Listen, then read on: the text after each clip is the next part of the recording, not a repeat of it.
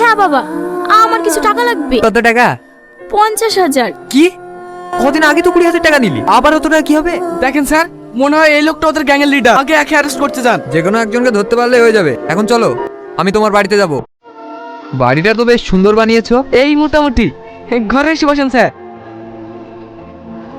কেমন আছো বেবি? ভিতরে এসো।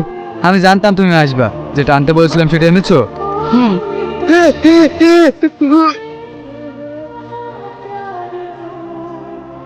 ফ্রিজটা তো বেশ বড়ই দেখছি। কত লিটারের?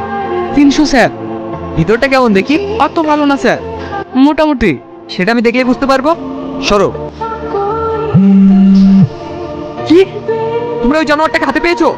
ব্ল্যাকমেল করে করে তো অনেক টাকা দিয়েছো। আমার কত দিবা? দিয়েছে তো মাত্র 3 লাখ টাকা। তোমার অত সুন্দর ভিডিও কি 3 লাখ টাকায় ডিলিট হয় বলো? মায়া, মায়া, একটু শুয়েছিলাম। কিছু বলছো বাবা?